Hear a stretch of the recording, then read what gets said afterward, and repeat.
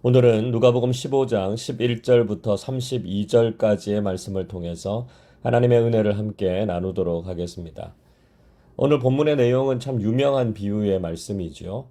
흔히 탕자의 비유라고 부르기도 하지만 아들을 기다리는 아버지의 비유라고 부르는 것이 더 적절하다, 이렇게 말하는 분들이 많으십니다. 잘 아시는 내용이지만 간단하게 내용을 한번 정리해 보겠습니다. 한 아버지에게 두 아들이 있었습니다. 그런데 둘째 아들이 아버지에게 자신에게 돌아올 분깃, 그러니까 아버지의 유산을 미리 좀 당겨서 달라, 이렇게 요청했습니다. 이 말은 당시의 문화로서는 아주 무례하고 파렴치한 행동이었습니다. 유산이라고 하는 것, 아버지가 죽고 난 이후에 받게 되는 것 아닙니까?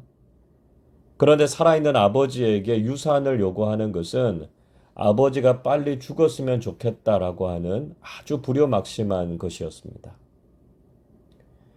그러나 아버지는 그런 아들을 야단치지 않고 그가 원하는 대로 해주었습니다. 유산을 물려받은 아들은 그 재산을 다 모아가지고 다른 나라로 떠나서 허랑방탕하게 생활하면서 재산을 다 탕진해 버렸죠. 자신이 수고하고 노력해서 모은 것이 아닐 때 사람들은 그 가치와 소중함을 잘 알지 못합니다. 결국 재산을 모두 잃었고 게다가 흉년까지 들어서 궁핍하게 됐습니다. 가진 돈이 없으니까요.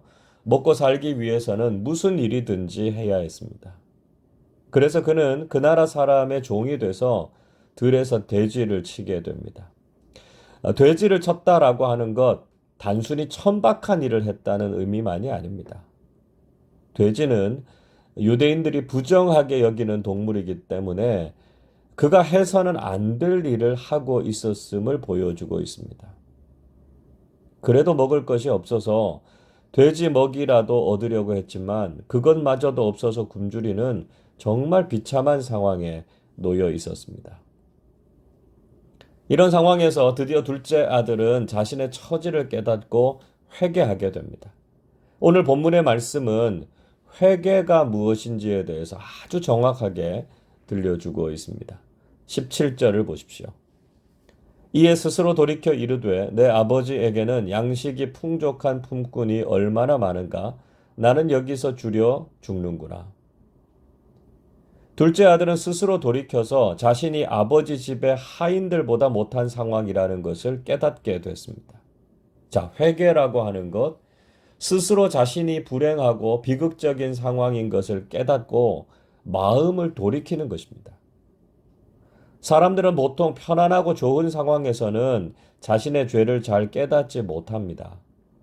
그래서 하나님께서는 때로 힘들고 어려운 상황을 주셔서 우리가 잘못된 길을 걸어가고 있다는 것을 깨닫게 하시죠. 동시에 회개는 마음을 돌이키는 것만이 아니라 구체적으로 삶의 방향을 바꾸는 것을 의미합니다. 18절 이렇게 말씀합니다. 내가 일어나 아버지께 가서 이르기를 아버지, 내가 하늘과 아버지께 죄를 지었사오니. 둘째 아들은 자신이 일어나서 아버지께로 가겠다고 결단했습니다. 그리고 자신이 하늘과 아버지께 죄를 지었음을 고백하겠다고 말했습니다. 여러분, 회개가 무엇입니까? 우리가 하나님 아버지께로 방향을 바꾸고 하나님 앞에서 우리 자신이 죄인임을 고백하는 것입니다. 그리고 우리가 하나님의 사랑과 은혜를 받을 만한 자격이 없다는 것을 고백하는 것이죠. 19절에서 둘째 아들은 자신이 아버지의 아들이라고 불릴 만한 자격이 없다, 이렇게 말할 것이라고 했습니다. 자, 정리해보면 회개란 마음을 돌이키고 삶의 방향을 하나님께로 바꾸어서 자신이 죄인이며 하나님의 은혜를 받을 자격이 없다는 것을 고백하는 것입니다. 둘째 아들은 회개를 행동으로 실천했습니다. 20절 보십시오. 이에 일어나서 아버지께로 돌아가니라. 아직도 거리가 먼데 아버지가 그를 보고 측은히 여겨 달려가 목을 안고 입을 맞추니. 그는 일어나서 아버지께로 돌아갔습니다. 그런데 이미 아버지는 언제 아들이 돌아올지 매일같이 집 밖에서 기다리고 있었던 것이죠. 그리고 멀리에서 돌아오는 아들의 모습을 보고 아버지는 달려가서 그의 목을 안고 입을 맞추었습니다. 여러분, 우리는 하나님께서 어떤 모습으로 우리를 기다리고 계신지 알게 됩니다. 하나님께서는 늘 우리가 떠난 방향을 향해 서셔서 언제든지 우리가 돌아오기만을 기다리고 계십니다. 둘째 아들은 자신이 하려고 했던 말을 다 하지도 못했습니다. 그러나 아버지는 그 사랑의 품에 아무런 자격도 없는 아들을 안아주셨고요. 그를 회복시켜 주셨습니다. 22절 보십시오. 아버지는 종들에게 이르되 제일 좋은 옷을 내어다가 입히고 손에 가락지를 끼우고 발에 신을 신기라. 아버지는 종들에게 제일 좋은 옷을 아들에게 입히고 손에 가락지를 끼우고 발에 신을 신기라고 명령했습니다. 아버지는 돌아온 아들에게 그 지위를 회복시켜 준 것이죠. 그는 비록 자격이 없었지만 아버지께로 돌아왔을 때 놀라운 회복의 은혜를 경험하게 되었습니다. 그리고 아버지는 돌아온 아들을 위해서 큰 잔치를 열었습니다. 23절, 24절 이렇게 말씀하지요. 그리고 살진 송아지를 끌어다가 잡으라.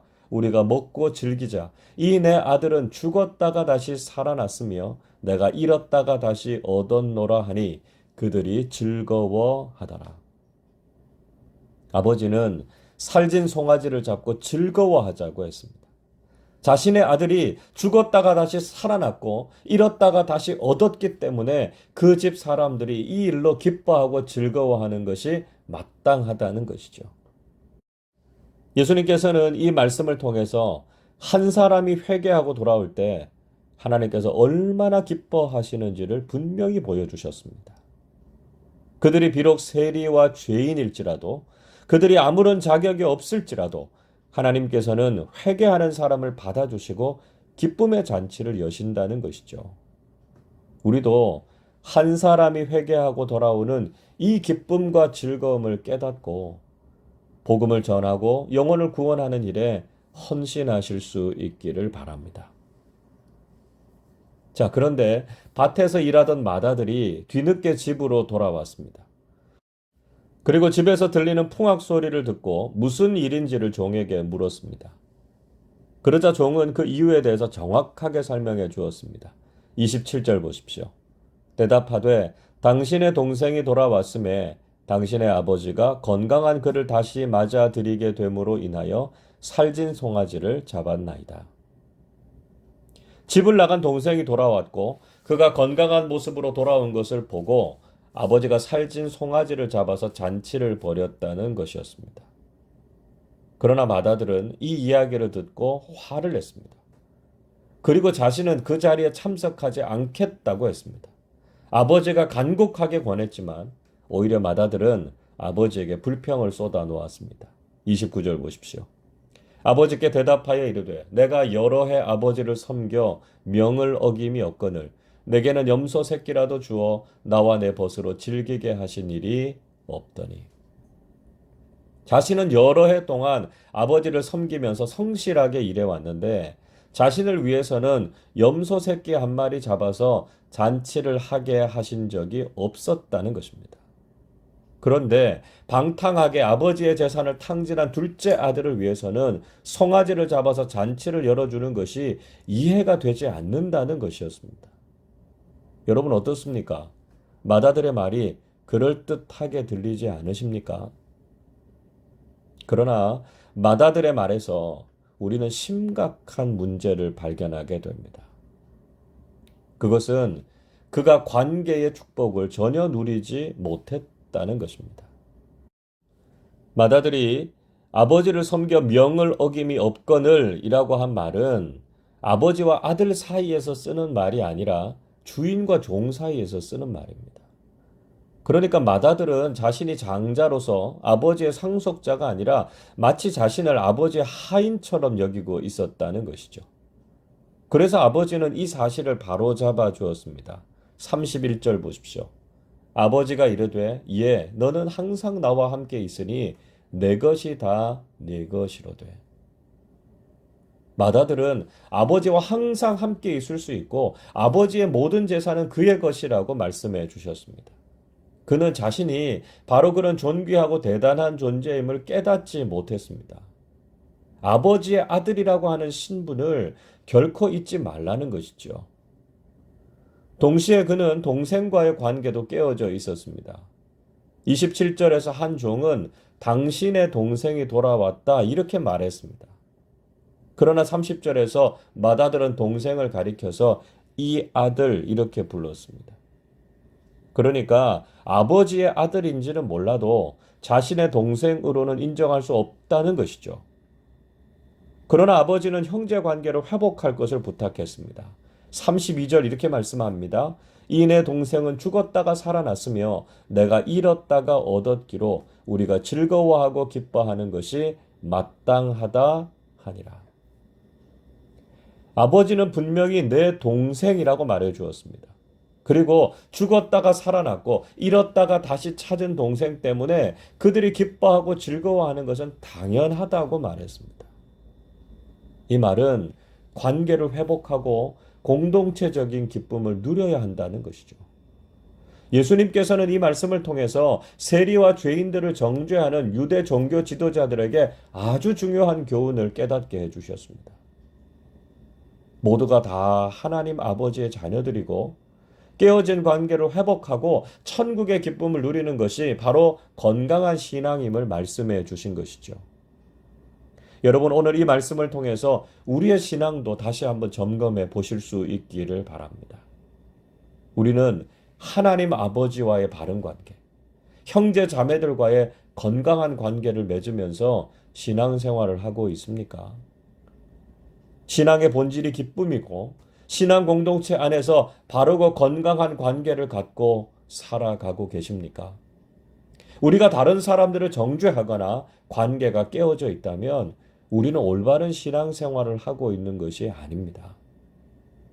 하나님 아버지의 마음을 깊이 깨닫고 모든 관계가 회복되어서 신앙생활의 기쁨과 축복이 가득하시기를 바랍니다. 그래서 주님께서 우리에게 베풀어 주신 천국 잔치와 같은 기쁨의 신앙생활을 누리는 우리 모두가 되시기를 주님의 이름으로 축원합니다. 기도하겠습니다. 자비와 긍휼이 풍성하신 아버지 하나님, 아무런 자격 없는 우리를 거절하지 않으시고 자녀로 삼아주시고 풍성한 은혜를 베풀어 주시니 감사를 드립니다. 둘째 아들처럼 아버지를 떠나 방황하던 저희들을 용납해 주시고 하나님의 자녀로서의 신분을 회복시켜 주심을 감사드립니다. 우리 죄를 회개하고 이제는 하나님의 자녀답게 살게 해 주옵소서. 맏아들처럼 하나님과 사람들과의 관계를 깨뜨리고 기쁨을 잃고 살아가지 않게 하시고 모든 관계가 회복되어서 천국 잔치의 기쁨을 누리면서 살게 해 주시옵소서. 이 사순절에 주님의 십자가 사랑을 더욱 깊이 깨닫게 하시고 주님을 더욱 사랑하는 우리 모두 되게 하여 주옵소서. 감사드리며 우리 주님 예수 그리스도의 이름으로 기도하옵나이다. 아멘.